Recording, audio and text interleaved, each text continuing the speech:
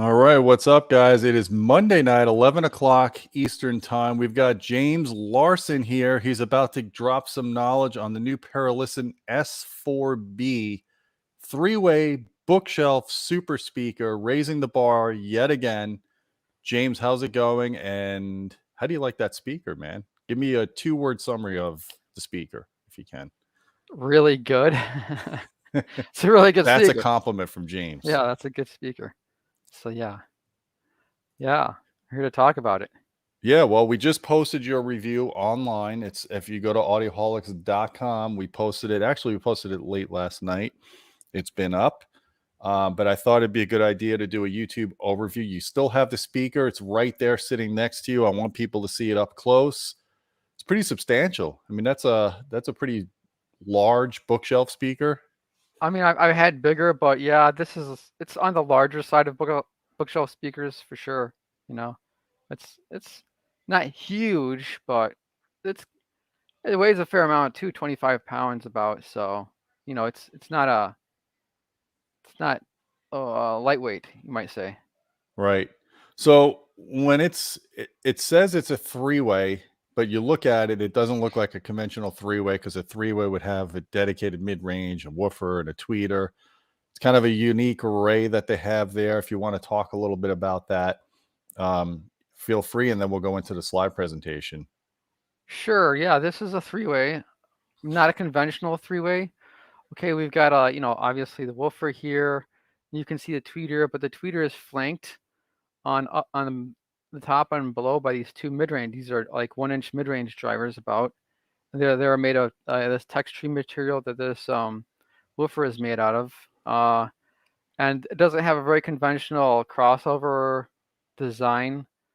So the woofer goes up to about 1 kilohertz, and all three drivers take the range from a kilohertz on up to about the mid ranges play up to about 3 kilohertz, a little more, and the beryllium tweeter takes the range up to well past 20 kilohertz. So like these share bandwidth. Right. So the reason why they could get away with such small mid-range drivers is because they start playing at a kilohertz instead of maybe 500 hertz or 200 hertz or something like that, right? Yeah, you might want to. It's hard to think of this as a three-way speaker. Because like it has the woofer, and then the tweeter is assisted in the mid-range by these two mid-range drivers. So it's like it's a three-way speaker, but there's so much like overlapping bandwidth that Right. call it whatever you want, right? The result's what matters, right? Not so like it works very well, right? Really well. So like And it's also basically it's an MTM because you have the mid tweeter mid like you do with a conventional MTM. It's just smaller form factor.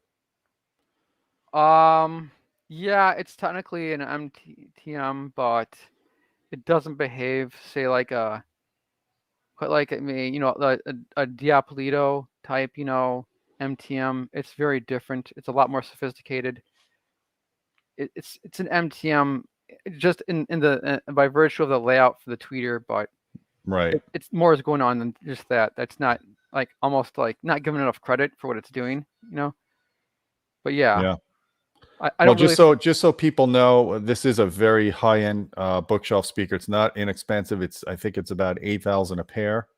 Yeah. So, but the whole line, this is their flagship line. Perlisten's a relatively new company. We started with the S7T Tower, which I think are 18 grand a pair, and you said it was basically the best measuring and one of the best sounding speakers you've ever heard.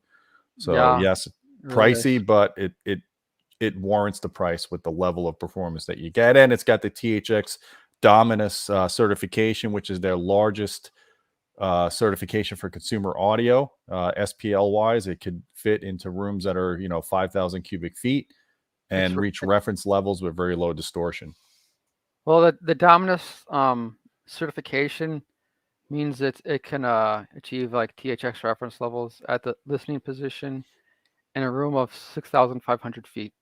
Oh yeah, so even bigger than 5,000 Yeah, cubic bigger. feet. Yeah, bigger. So yeah, I think, and that's like 20-foot distance from the screen or the speaker positions. So that's like THX are at 105 dB, peaks. Like that's all takes a lot of SPL to do that. And THX, Right. of course, has very strict distortion requirements, so you can't just get loud. You have to do It's got it. to be clean. It's got to be clean and linear too. So yeah, there's a lot going on. So I'm going to share my screen now, and you put together a PowerPoint presentation, and I wanted to kind of go through this. So that's, it is a unique speaker. I've never seen a speaker that looks like this. I like the baffle on the front. It's like a separate piece from the cabinet.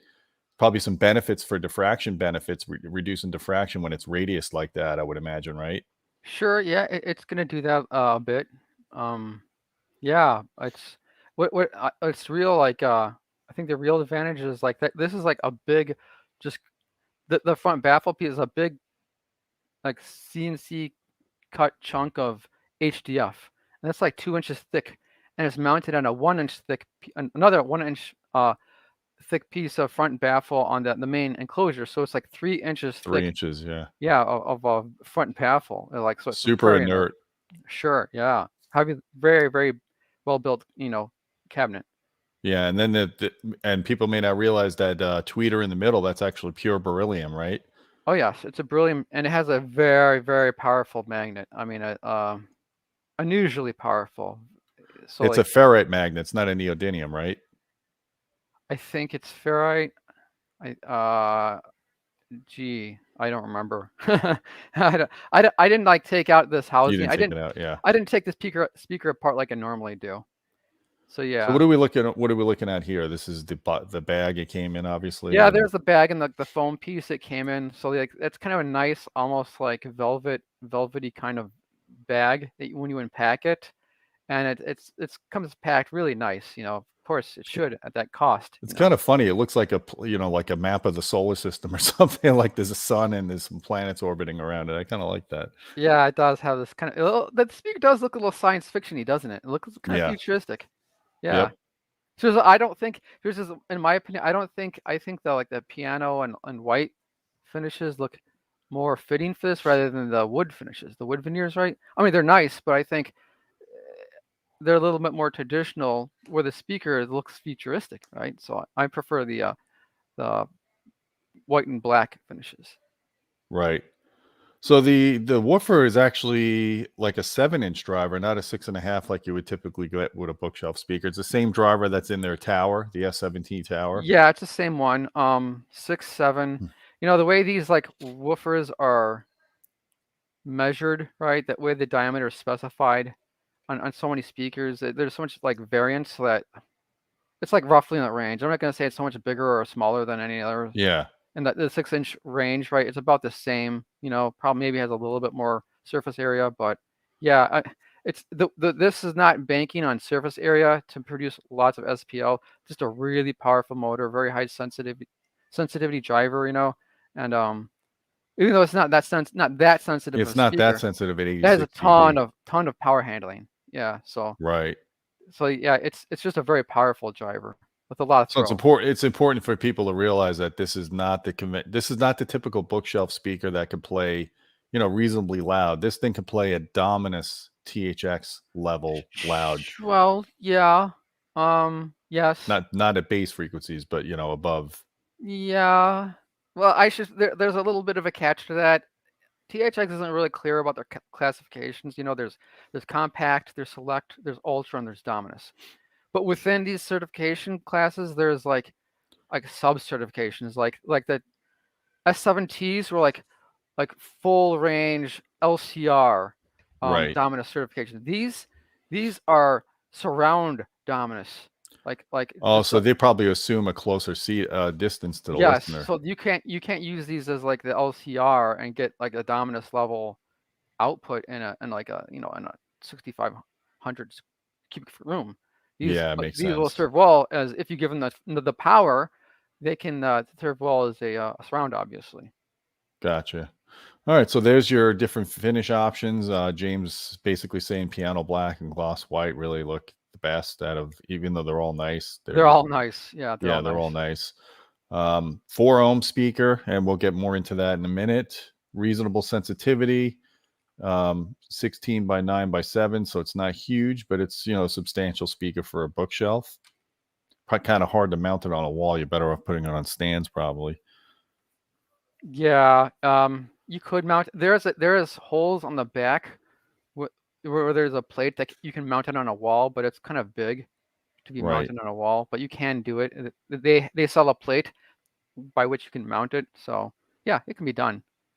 Here's close-ups of the drivers for those who want to, a little bit better look at the cones. The waveguide and the tweeter Yeah. and stuff. Yeah. Yeah. Pretty So cool. yeah, very cool. I love the texture of that woofer. The Yeah, texture it is. woofer. It's like you could play checkers on it or something. Yeah. So this is where you did the testing outdoors, right? Yes, that's just kind of a preface to the measurements. This is how I measured them. We hoist them way up in the air. We use a mic where it's isolated on a boom pole, so the speaker and the microphone themselves are as isolated as possible from any surfaces and so on. So like this just shows the conditions that it was a nice day out. Obviously, you can see. You got a perfect day out. There's not a cloud in the sky there. Yeah, it was a nice day, so for sure. Yeah, we don't get those all the time, but we get them here and there in Chicago. Yeah. All right, here's So this. yeah. Oh, this is the the measurements. spinorama. Yeah, really, really flat. There's a little bit of a bump at like, like 1 maybe 2 dB bump at like 10 kilohertz, right, on axis. But what you really want to focus on is the listening window, which is the red curve. That's like that's an average of out to 30 degrees of the on axis response, and up and the horizontally 30 degrees and up to 15 degrees vertically, or no, 10 degrees vertically.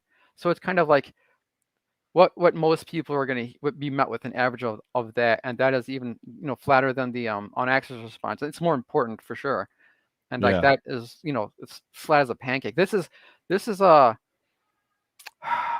smooth to like a 1/24 dB per octave, smoothing, right? So there's not much smoothing going on, right? And it's It's still not much at all. really nice. It's a really flat response, and as is the you can see that this has a lot of consistency on all angles, because the early reflections curve, the black one, which is like basically the whole of the front hemisphere, right, for the most part, that's an average of a lot of the responses from the front hemisphere. The sound power is like an average of all angles from the speaker, and the directivity indexes are like show us how even this thing puts out sound in a forward one direction. So, and it's all very smooth. This is like really, really, really smooth. It's an expensive speaker, but you're getting what you pay for here. It's really good. So somebody on our Patreon looked at this graph and they're like, the Arendelle sound looks like it's flatter than this, but I don't think that's the case, No, right? I it's mean, not. yeah, Not flatly. It's not. No, it's not the case. Arendelle's really good. I really like it, but no, it's not as flat as this. the No. sound power on this is incredible. Wow, Yeah. cool. So we got here the horizontal. You do things in 3 dimensions, that way people can see all the angles that you measure at. Yeah, they can kind of see. Well, the 3-dimensional graphs kind of give the 2D graphs context. And because you miss kind of like a perspective. These different perspectives give you a better appreciation of everything that's going on. And like this just shows what's kind of going on. How even everything is. Well, you should go to the next graph, because the next graph probably gives you a little bit. There again, we have a better like a look at the how flat the all those curves near the on-axis curve is, right? It's just look how closely it sticks to the 90 dB line on the amplitude on the y-axis, right? It's just hanging right on it, right? It's beautiful. It's a beautiful thing, for a guy who tests speakers as much as I do, and it goes out to like a pretty far off axis angle. The directivity is very well controlled. When you get way off axis, like 90 degrees, things get a little rocky, but only above like 10 kilohertz, where you can't really hear much anyway. There's hardly any content there anyway. So there's a whole lot to like here. It's really, really good. So the advantage of having a speaker that's this linear, that has, good frequency response on and off axis, is it's more predictable when you put it in a room, right? So you don't have to go crazy with different room treatments to get it to sound good, because it's going to sound good by default. Yeah, you wouldn't need hardly any room treatment unless your room is like really bad, right? A normal room, this will sound fantastic in this Right. speaker. And like and more furthermore, the advantage of having such a smooth response at all these angles is that you can listen anywhere, right, in the room, and the thing will sound great. It doesn't. So aside from the room treatments, it addresses a very wide seating position with a very even, balanced sound.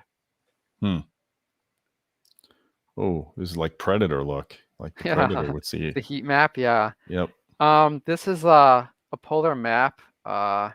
Where the hotter the colors, the higher amplitude responses, and this is kind of showing us the dispersion, because this here is like measures the whole response out to 180 degrees. This particular map on the horizontal axis, right? And I posted this to give people like better better context for how controlled the horizontal dispersion is. It does narrow a bit as you go up an axis, but most speakers aren't anywhere near this controlled, right? They just kind of splash out at the base frequencies, then they really kind of beam at the higher frequencies. With this, it controls. It's very controlled, and it doesn't have that irregular shape. This is a very regular, smooth shape, and Right. yeah,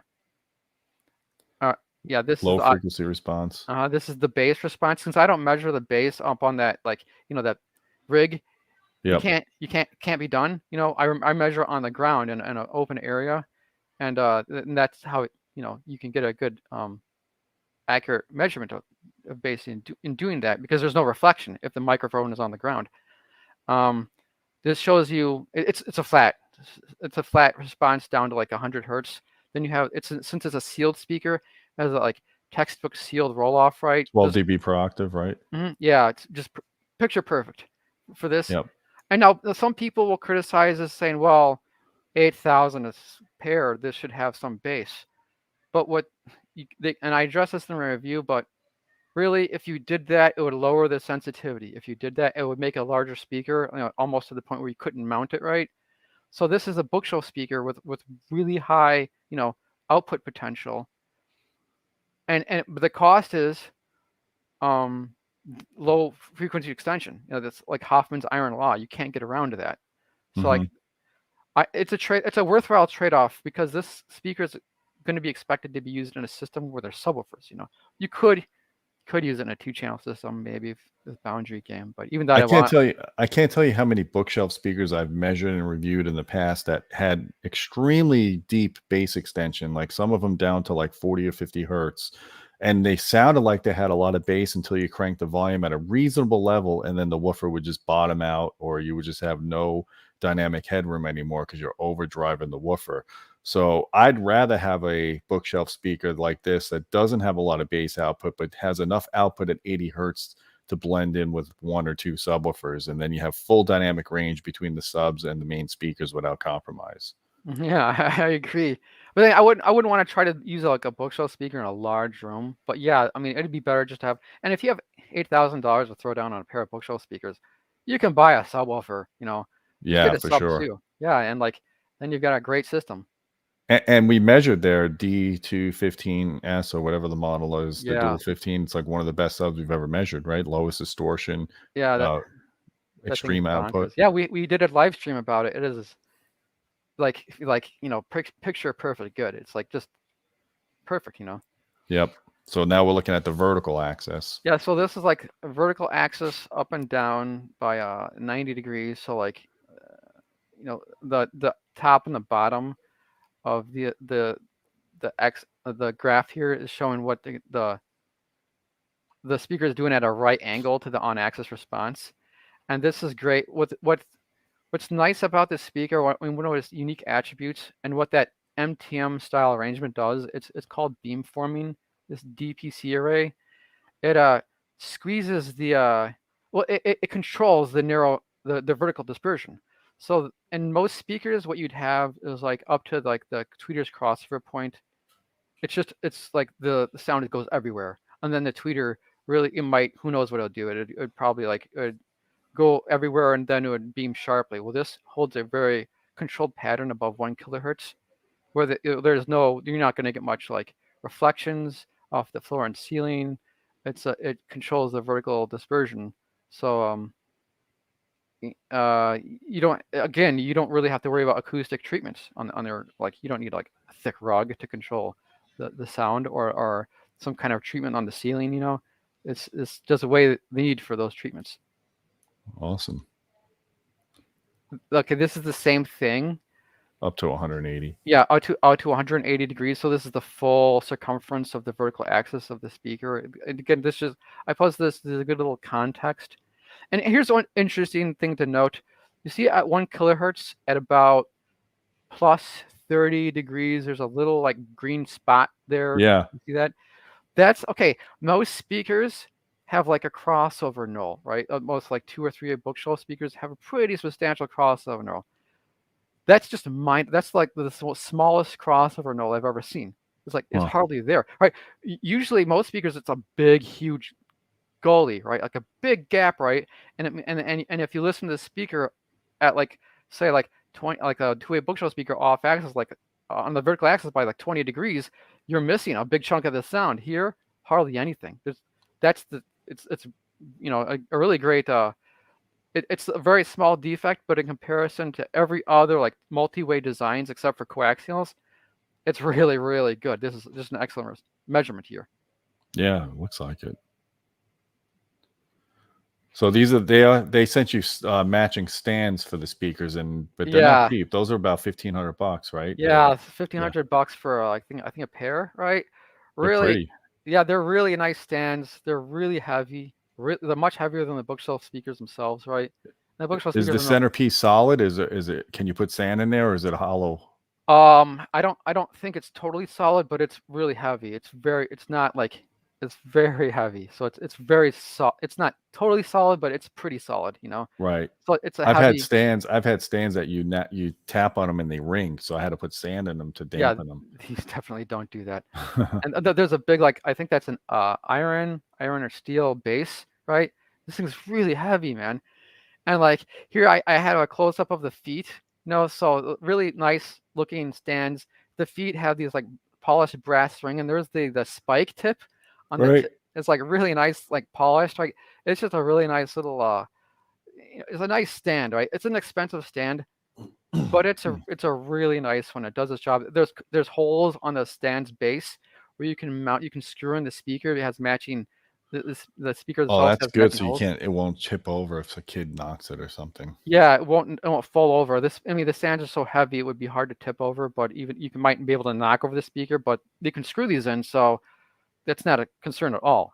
So yeah, really, really a high level of like machining here. Right. Oh, looking at the Grille effects. What did you measure them at different levels just so you could see the differences, or did it actually? No, I separated the curves here. I manually separated. I measured at the same level, but then I just parted the curves and Yeah, that makes sense. And it makes sense when the Grille's on, you're going to lose a little bit high frequencies there. It's just the nature of having an area that's causing diffraction. Yeah, it's mostly just diffraction. It's like, so they have these Grilles. If I had any complaint about these speakers. Yeah, it's the Grilles. The Grilles aren't really doing money. I wish they kind of like found something a better or more elegant solution for the Grilles. The Grilles, like, they're held on pretty strongly by like a magnetic adhesion, and they're very tough, right? They're almost bulletproof. Here's a close up of the Grilles, right? But they're just there for protection. They don't help the sound really. They don't really hurt it realistically. Yeah. I'll be honest with you. Every time I see one of their speakers with the grills, even the floor standing, those, I don't know. That's the only thing I'd say that I would wish they would change or just not have. I understand why they have it. You don't want a kid coming and punching a hole in the beryllium tweeter. But if I own these speakers, those grills would never be on, and I would shoot a kid if he tried to stick his finger in the tweeter. Yeah. They're there for protection. If you want your speakers protected, I wouldn't have them on. And so, but they're there if you need them. So I'm not complaining about them. Like I wouldn't use speakers with grills anyway. So yeah, it's fine. They're just protection. Yeah, they're just close-ups of the grill and what they look like on and off. It's just a nice looking speaker, especially without the grills. Oh yeah, for sure. Definitely a conversation piece when someone comes in and sees that in your living room. Yeah. And here's this. I just like this shot. I did. This is a Nice close up. shot. Yeah. The close up of the Dominus rating. It's just a kind of a nice. It was just a good shot. It just came out well. It's like, oh, that's cool, right? So I just put it here. At the end. That's the the actual speaker. That's not actually even that much processing on it. It was just a cool looking. Pretty Close-up heavy duty binding post they got there, huh? Oh, for sure. Yeah, it's like really nice, like metal, like terminal plate. On Looks like that. it's nickel plated or something. Yeah, it might be nickel, I think, or something like that. It's the one thing these speakers also have is like dual binding posts. Like why? Right? Like you could have them, but like I actually just show you here because I only had Yeah. a close up. Oh, so you could buy amp them if you wanted to. Yeah, you could biamp them, but you'd only be powering the woofer. The woofer can take quite a bit of power, but like it's not like the other speakers where like they can just take gobs of power. This woofer alone isn't going to take gobs and gobs and heaps of power, so it's not almost worth biamping if you have like just a regular like 100 or 200 watt amplifier.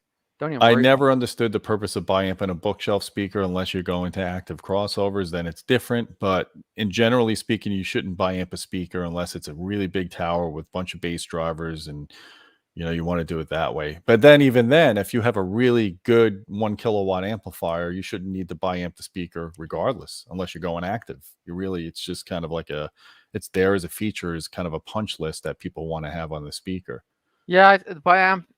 Yeah, I mean, there is some speakers Yeah, that it's could probably use it. rhodium plating. There Yeah, you go. rhodium. Yeah, for sure. There's some speakers that have it. There's some speakers where it's justified, like say like the S7Ts. Yeah, those 4 bass drivers, you can power them with a 600 watt amplifier, right? So like, Yeah. or those what were those Polk speakers? The Legend L800s, right? With two Two just tens in it. Yeah. yeah, you could biamp those. That's a good reason. There's a good cost to biamp those if you don't have like a massive amplifier. But anything else, don't do it. Don't. Somebody's got some XPR ones. That was my favorite amplifier until it died and they didn't want to fix it. And I had to have a funeral for him. But yeah, I was powering my Status ATs with those amps, and 2 kilowatts into 4 ohms. They just don't make it like that anymore. Great amps when it works. Yeah. Yeah. So like, I guess that's an overview of the S4Bs. Really, really cool speaker. It's just a little bookshelf version of the S7Ts, which push so many boundaries. It pushes the technology of passive loudspeaker design almost as far as it can be pushed. I don't Yeah. know what else you can do with a passive loudspeaker. The next step is to go active. If you want something that's like that can do more, you have to go active. It tops out at passive designs. As far as I know, I don't think anybody else is doing. There's other really good passive speakers, but you kind of plateaued. The passive loudspeaker design is you got really good on-axis response, really good off-axis response, but there's things that active speakers can do, especially with FIR filters, that passive just can't do. Yeah, for sure. So I'm assuming they use steep crossovers like fourth order or not first. They're obviously not first order crossovers because you won't get Yeah, the power handling. sure. They have Yeah. to be pretty steep filters, right? Yeah. Is that in a review? It might be in the review with the I don't remember the slopes right offhand, but it's not like first or second order. I think third or fourth. I Right. think. Hey, we got Don Dunn. Get her done, Don. Hey Don, what's up? Yeah. It came to my mind that a speaker we reviewed earlier this year that's like almost a direct competitor is that Focal Sopra number Hmm. 1. If you remember, those are 10,000 a pair, and Yeah. actually, it's a good point of comparison. Those are really nice speakers, right? Yes. Extremely flat. Focal makes some great stuff. I mean, the on-axis response is even flatter than this one. All right, but I guess this one has better off-axis control, right? So if you're shopping between these two bookshelves, because they're about the same size, right? That thing is so overbuilt. That Sopra is that's like 40 something pounds, right? That's even more overbuilt than this one. Yep. But like this, that has really good bass extension too, down to 40 hertz. And so like, I don't know how many people are being cross shopping these, but like they're both really good. They're both kind of different though. Well, I mean, that's what we try to do at Audioholics. We try to bring the best of the best on the channel, even though some of it's expensive. But we also look at the lower price stuff that's really good. For example, like the Arundel Sound, very hard to beat for the money. You know, some of the monoprice speakers are really hard to beat for the money. And then you've got the high performance stuff like the Focal Soper series. Perlisten, the Paradigm Founders. That's what we're going to be covering next. I think you're getting Paradigm Founders. They keep saying they're sending them to you. Haven't seen them yet. I don't know if you saw tracking.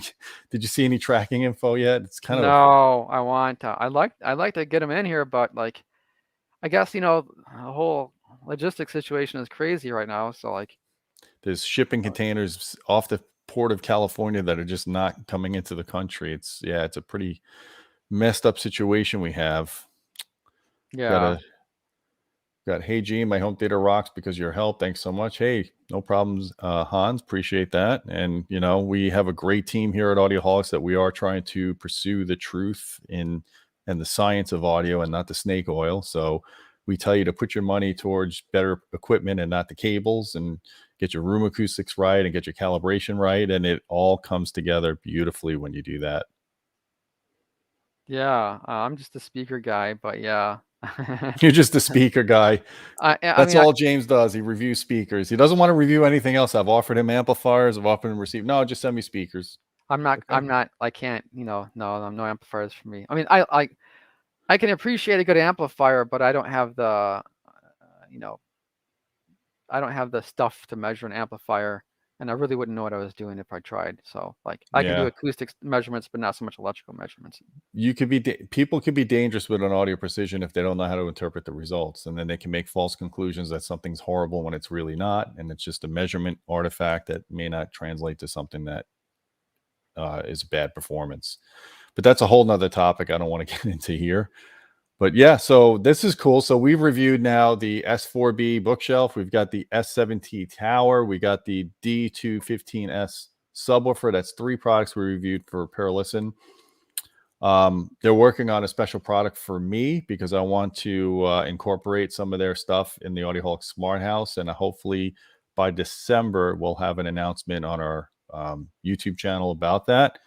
But it's exciting. I mean, we've got some really incredible products that we're working with. And, this is just, I'm so happy that this brand came to us first to start doing some of their, coverage and getting the first review samples. And hey, we got a super chat here from Luke Wilmer. Appreciate that, Luke. Do you guys have any experience with Wisdom Audio Active Hybrid Line Source Planner speakers? And if so, how would something like that compare to the Perlisten overall? I personally don't have experience with Wisdom. I do know the guys at Storm Audio. One of the guys there used to work for Wisdom, and he speaks very highly of their stuff. I'm sure it's great. But the Perlisten stuff, I don't know when the last time Wisdom updated their products. It might be 10, 15 years ago. So if you're dealing with older technology, there's some advantages to the new stuff now. Just the way they do all the computer simulation to optimize the waveguides, the driver dynamics with finite element analysis, and then the crossover design, all that stuff that they're doing with Perlisten now.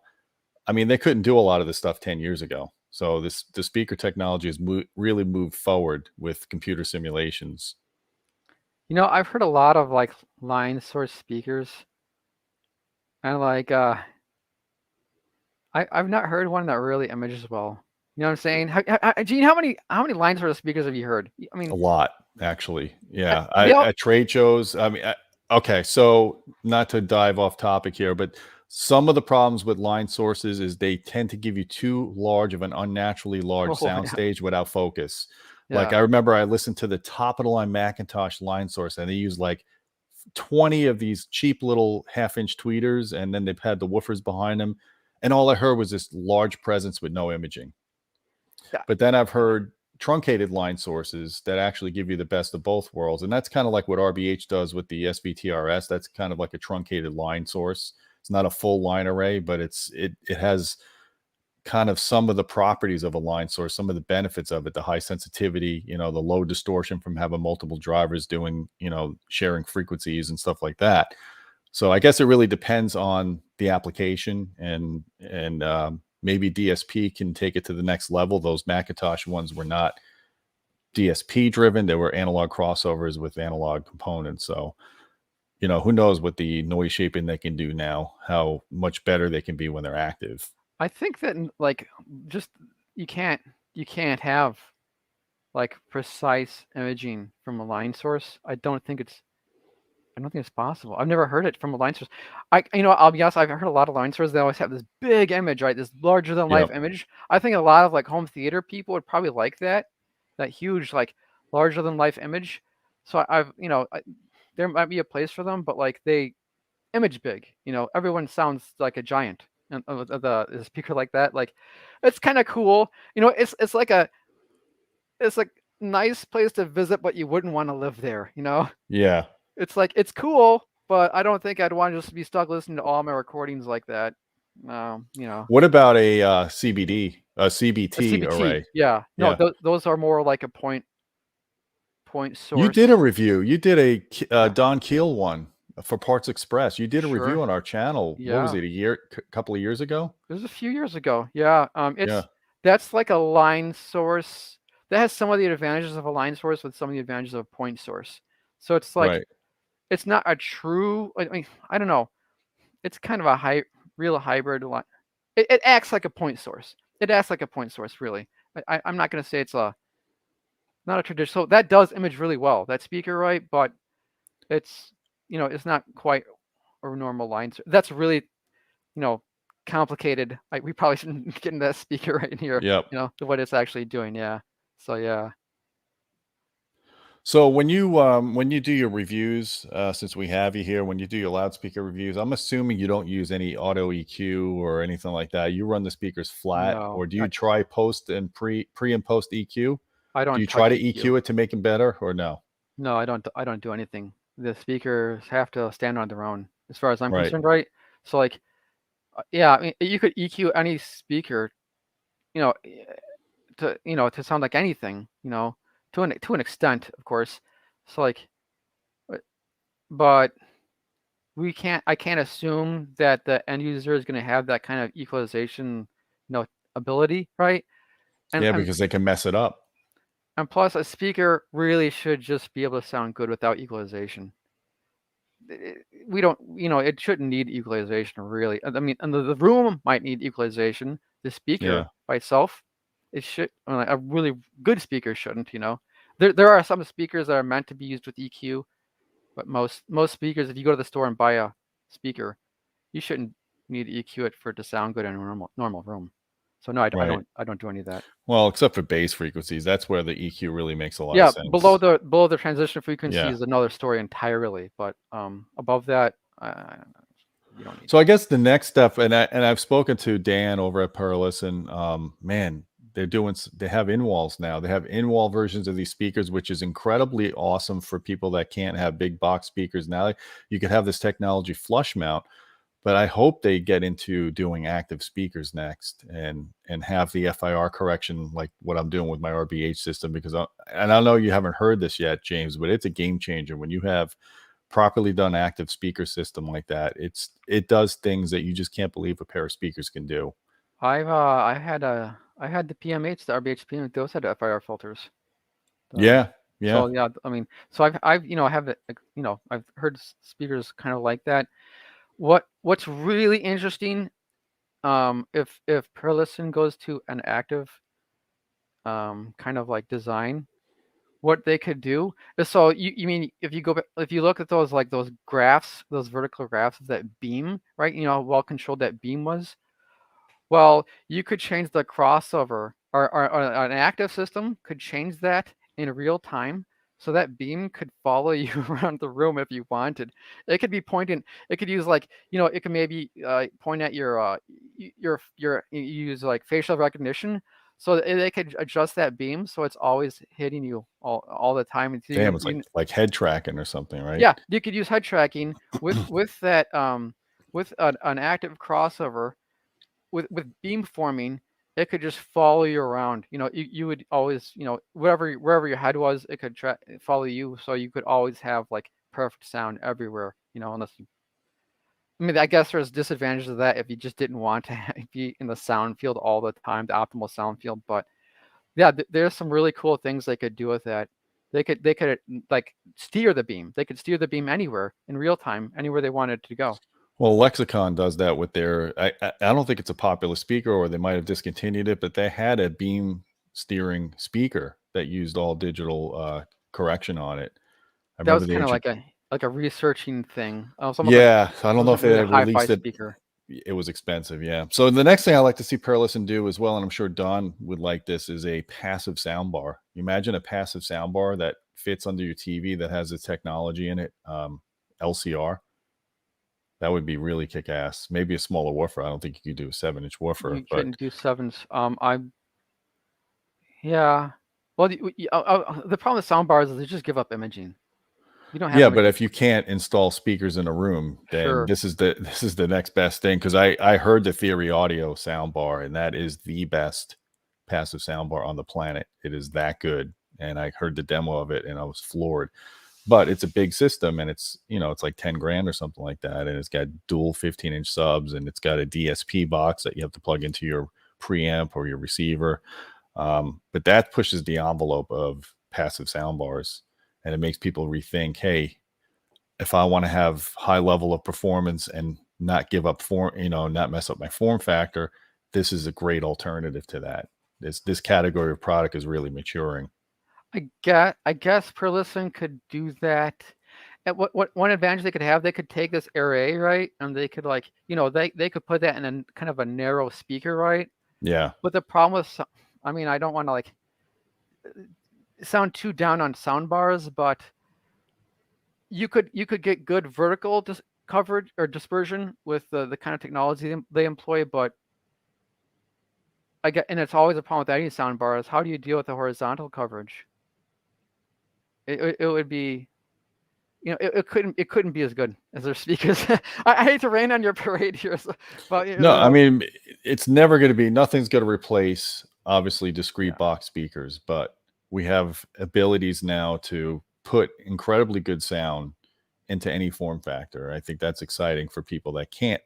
You don't realize you spend all day reviewing speakers, but most people can't cannot that. put a speaker like that, even in a family room or unless they have a dedicated space. I know how people think. I know, especially with their wives. Sure. I know how Yeah. it is. I think their technology would be an advantage in a soundbar if they could squeeze, if the soundbar could be about that high, right? Yeah. Then they could put some drivers, and then at least you'd have good coverage at a kilohertz and above.